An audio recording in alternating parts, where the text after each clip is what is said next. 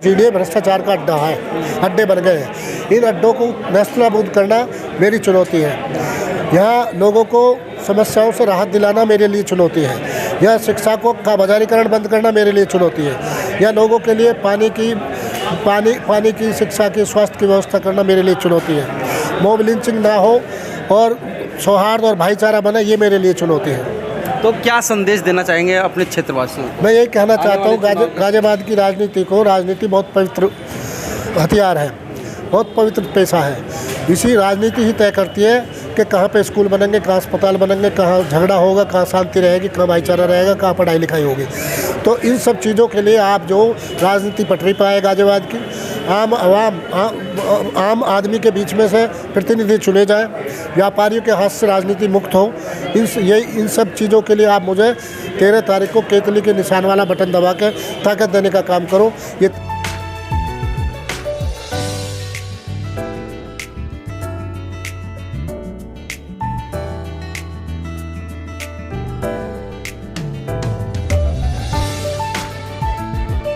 ठीक है। तो साथियों नमस्कार, मैं संतोष कुमार अम्बेश और आप देख रहे हैं आवाज़ भारत। इस वक्त मैं हूँ गाजियाबाद विधानसभा क्षेत्र में और हम मेरे साथ में हैं विधानसभा क्षेत्र एएसपी पार्टी के जो प्रत्याशी हैं, उपचुनाव के जो प्रत्याशी हैं एएसपी पार्टी के सत्यपाल चौधरी जी हैं। जैसे कि मैं बैनर तले में दिखा देना चाहता हूँ, और एक तरफ जो चंद्रशेखर आज़ाद जी हैं जो कि इस पार्टी के राष्ट्रीय अध्यक्ष हैं, और दूसरी तरफ जो है ऊपर दिखा देना चाहता हूँ जितने भी बहुजन महापुरुष रहे हैं उनकी तस्वीरें आपको देखने को मिल जाएगी। क्योंकि ये जो पार्टी है वो बहुजन महापुरुषों के विचार पे आधारित ये पार्टी है। और विनय रतन जी हैं साथ में, जो कि भीम आर्मी के राष्ट्रीय अध्यक्ष हैं, और साथ में ही जो प्रत्याशी है सत्यपाल चौधरी साहब जो कि इस गाजियाबाद के उपचुनाव के प्रत्याशी हैं। अब आते हम चुनाव के बारे में कि जिस प्रकार से एएसपी पार्टी ने, क्योंकि नींव भी जो एएसपी पार्टी के गाजियाबाद क्षेत्र से ही नींव रखी गई थी। पार्टी का जो उत्थान मैं कहूँ तो गाजियाबाद से हुई है। और बीच में हमारे साथ में है सत्यपाल चौधरी जी। क्या लग रहा है क्षेत्र में, क्या रुझान है? देखिए, क्योंकि भाई चंद्रशेखर आज़ाद ने संघर्ष के दौरान सबसे ज़्यादा समय यहीं पर बिताया गाजियाबाद में, तो गाजियाबाद के साथियों को, गाजियाबाद के लोगों को बहुत जुड़ाव उनके साथ है। और अभी जब मैं यहाँ चुनाव में जा रहा हूँ, मैं राजस्थान का प्रभारी हूँ, तो वहाँ पे 23 में चुनाव करा के आया हूँ। और चुनाव कराने के तुरंत बाद जो भाई चंद्रशेखर आज़ाद जी को लड़ाने के लिए हम लोग नगीना चले गए, 3 महीने वहाँ रहे। और जिस तरह से वहाँ नगीना में जो गठबंधन की लहर थी, उसके बावजूद वहाँ के खासकर अखिलेत के लोगों ने, मुस्लिम समाज के लोगों ने भाई चंद्रशेखर आज़ाद को एक तरफा वोट करके वहाँ जिताया।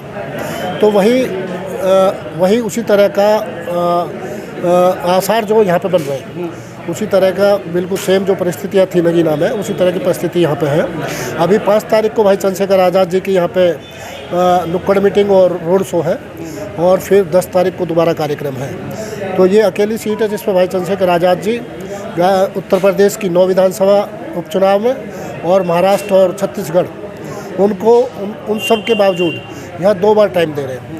तो आप इससे समझ सकते हैं कि कितनी महत्वपूर्ण सीट उनके लिए है। और जहाँ तक यह क्षेत्र में जाने का सवाल है, 4 जून को भाई चंद्रशेखर आज़ाद जी को लोकसभा में जो रिजल्ट आया, लोकसभा में चयनित हुए वो, और 4 को ही उन्होंने मुझे निर्देश दिया कि आप जाओ और गाजियाबाद में जाकर उपचुनाव की तैयारी करो। 12 तारीख को मैंने यहाँ विजयनगर में ऑफिस खोला, और ऑफिस खोलने के बाद में मैं यहाँ एससी, ओबीसी और मुस्लिम समाज के लोगों के बीच में जा रहा हूँ। यहाँ जो ये इलाका है, यहाँ देखो बीजेपी का ही एमएलए, बीजेपी के सारे एमएलए बीजेपी के, एमपी बीजेपी का, मेयर बीजेपी की है, एमएलसी बीजेपी का, राज्यसभा बीजेपी का, पूरी लॉबी, जिला पंचायत अध्यक्ष बीजेपी का, ज़्यादातर पार्षद बीजेपी के, उत्तर प्रदेश में सरकार उनकी है, केंद्र में सरकार उनकी है। लेकिन उसके बावजूद विजयनगर क्षेत्र में पानी की निकासी नहीं है, पीने के पानी की व्यवस्था नहीं है।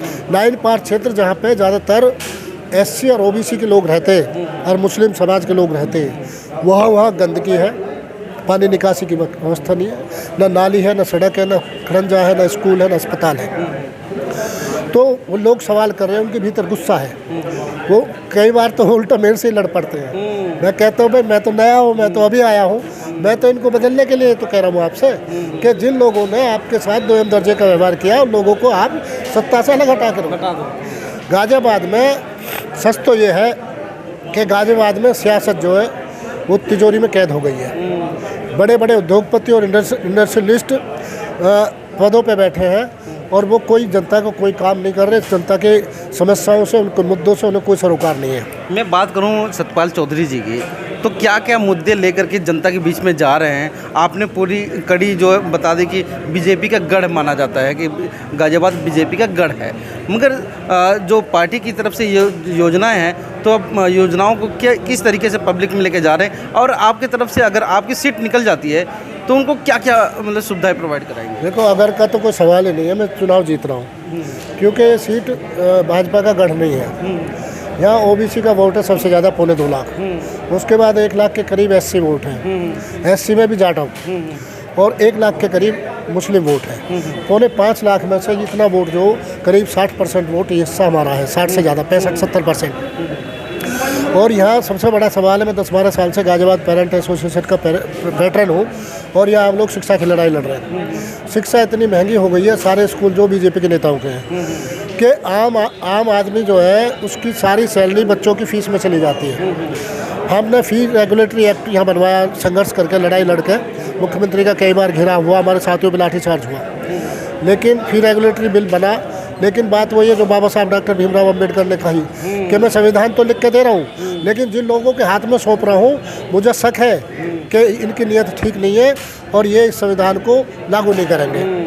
वही बात यह है, फिर रेगुलेटरी बिल यहाँ बन गया, लेकिन अभी उससे लागू नहीं किया जा रहा, जिसकी वजह से फीस बहुत महंगी हो गई है और उससे सामान्य वर्ग जो बहुत परेशान है, मतलब मीडियम क्लास। चलिए, ये तो बात रही शिक्षा की कि जो कि आपने, उसके अलावा यहाँ अलग अलग जो एरिया है, अलग अलग समस्याएं हैं अभी। और ये झूठे लोग हैं, कोई काम नहीं करते, केवल वादा करते हैं बीजेपी के लोग। अभी 3-4 दिन पहले क्रॉसिंग रिपब्लिक में पकड़ लिया उसको, अतुल गर्ग को, सांसद को। वो गए थे वहाँ वोट मांगने। उन्होंने कहा भाई आपने कहा था कि भाई दिल्ली मेरठ एक्सप्रेस वे जो है उससे हम आपकी कनेक्टिविटी देंगे, लेकिन आपने दिया नहीं है। चिपियाने के अंडरपास से घूम के आना पड़ता है, एमईएस पे जाम लगता है काफ़ी दूर से। हाँ, तो 38-40 हज़ार वोट है वहाँ पे, अंचल में, विहार और क्रॉसिंग में। मैंने अलग से उनके लिए तय किया, हमने संघर्ष किया। वहाँ डंपिंग ग्राउंड बना रहे थे नगर निगम के लोग, काफ़ी साल हो गए, तो हमने उनके साथ संघर्ष किया क्योंकि मेरा गांव बिल्कुल सटा हुआ चिपियाना, और उसको हटाया था वहाँ। तो वहाँ पे मेरी क्रेडिटिबिलिटी है लोगों में। मैंने कहा है कि इसे हम संघर्ष कर करके बनवाएंगे NHAI से, तो वो कनेक्टिविटी उनका सवाल है। दूसरा, वहाँ पे कॉन्टिनेंटल कार्बन है जिसके प्रदूषण से लोग त्रस्त हैं, उसके खिलाफ भी कार्रवाई कराएंगे। उसके अलावा जो फीस का मुद्दा है वह बहुत ज़्यादा है, क्योंकि मीडियम क्लास लोग वहाँ रहते हैं, थोड़ा अपर क्लास के लोग वहाँ रहते हैं, तो उनके लिए बच्चों की शिक्षा से वंचित करने की साजिश एक तरह से हो रही है, फीस महंगी करके। उस पर हम लोग काम कर रहे हैं। विजयनगर में आप जाओगे तो वहाँ पानी निकासी की व्यवस्था नहीं है, पीने का पानी नहीं है, लोगों के घरों में सीवर का पानी भरता, वहाँ कोई स्कूल नहीं है। नगर निगम के 6 स्कूल हैं, वहाँ दुनिया भर की जगह पड़ी है विजयनगर में। हमारी मांग है कि 2 स्कूल कम से कम विजयनगर में होने चाहिए बच्चियों के, जो नगर निगम के स्कूल जो उनकी क्वालिटी रहती है, दरअसल उनका एक अच्छा स्टैंडर्ड है, तो उन स्कूलों की मांग है। और एक जब सरकारी अस्पताल उसकी ब्रांच या संजय नगर सेक्टर 23 में बन सकती है तो विजयनगर में क्यों नहीं बनी है? हम विजयनगर में उसे बनाएंगे, अस्पताल बनाएंगे, लोगों की जो मूलभूत समस्याएं हैं उनका निस्तारण करेंगे।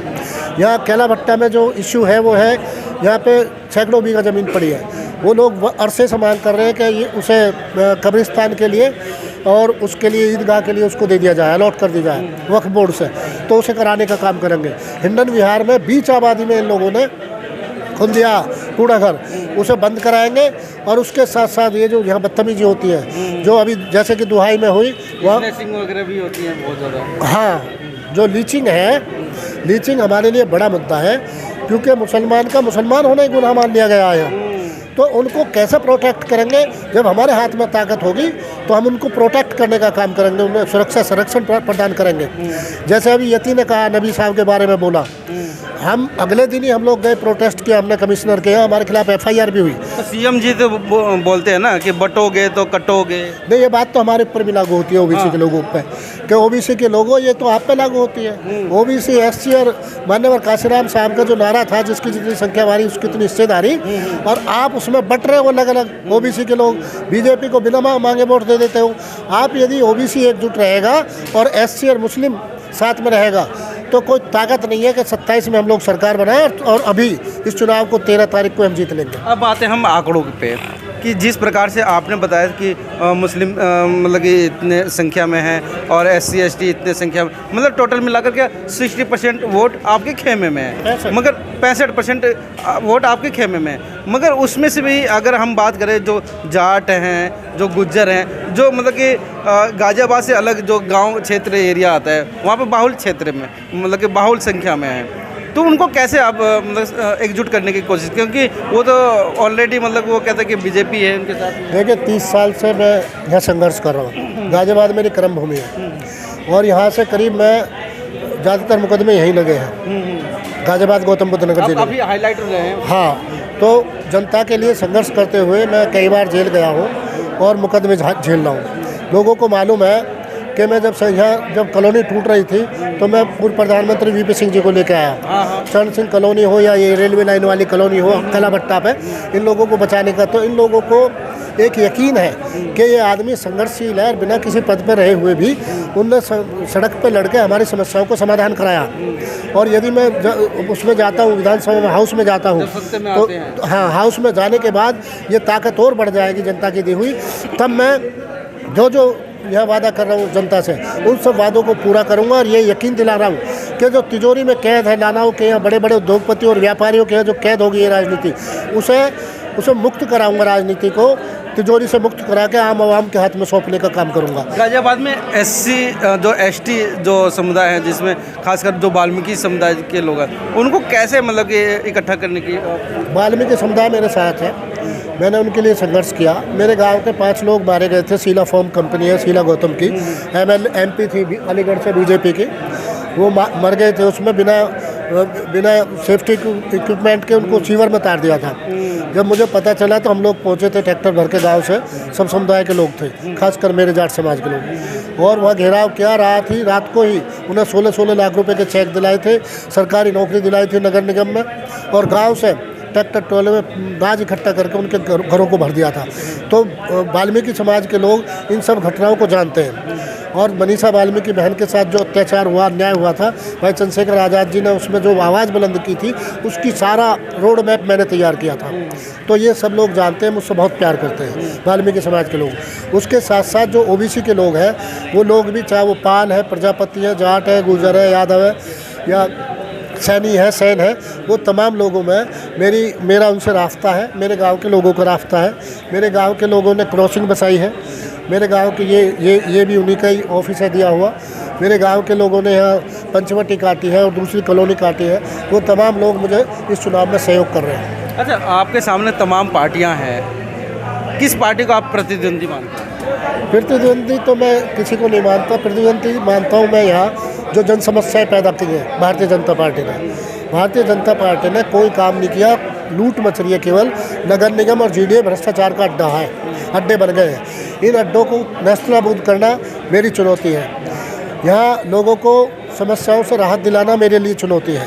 यह शिक्षा का बाजारीकरण बंद करना मेरे लिए चुनौती है। या लोगों के लिए पानी की, शिक्षा की, स्वास्थ्य की व्यवस्था करना मेरे लिए चुनौती है। मॉब लिंचिंग ना हो और सौहार्द और भाईचारा बने, ये मेरे लिए चुनौती है। तो क्या संदेश देना चाहेंगे अपने क्षेत्रवासियों को? मैं यही कहना चाहता हूँ, गाज़ियाबाद की राजनीति बहुत पवित्र हथियार है, बहुत पवित्र पेशा है। इसी राजनीति ही तय करती है कि कहाँ पे स्कूल बनेंगे, कहाँ अस्पताल बनेंगे, कहाँ झगड़ा होगा, कहाँ शांति रहेगी, कहाँ भाईचारा रहेगा, कहाँ पढ़ाई लिखाई होगी। तो इन सब चीज़ों के लिए आप जो राजनीति पटरी पर आए गाज़ियाबाद की, आम आदमी के बीच में से प्रतिनिधि चुने जाएं, व्यापारियों के हाथ से राजनीति मुक्त हो। इन सब चीज़ों के लिए आप मुझे 13 तारीख को केतली के निशान वाला बटन दबा के ताकत देने का काम करो। ये ताकत आपके काम आएगी। तो साथियों, हमारे साथ में थे सत्यपाल चौधरी जी, जो कि ASP पार्टी के प्रत्याशी हैं। काफ़ी दमखम से चुनाव को लड़ रहे हैं और जिन जिन मुद्दों को लेकर के वो चल रहे हैं, वो चाहे तो वो BJP हो या अन्य कोई भी सरकार यहाँ पे आई हो, उन मुद्दों पे कोई भी सरकार यहाँ पे कार्य नहीं करी है, जबकि पूरी चेन जो है लॉबी है वो बीजेपी सरकार की है, बीजेपी की लॉबी है। मगर कहीं ना कहीं इन्होंने बताया कि जनता में जाते हैं तो वो समस्याओं का सामना वो जो जनता है वो कर रही है। शिक्षा का अभाव है, स्वास्थ्य का अभाव है, जो सुविधा जनता को मिलनी चाहिए वो सुविधा वहाँ तक नहीं पहुँची है। तो कहीं ना कहीं ये जनता में एक रोष है। जिस प्रकार से वोटों का जो आंकड़ा है, उन्होंने बताया कि 65% वोट एक तरफ यानी एएसपी पार्टी की तरफ है। अब देखते हैं कि आगे क्या होने वाला है। 13 तारीख का वोट है और 15 तारीख का रिजल्ट है। मैं संतोष कुमार अम्बेस और आप देख रहे थे गाजियाबाद से आवाज़ भारत टीवी।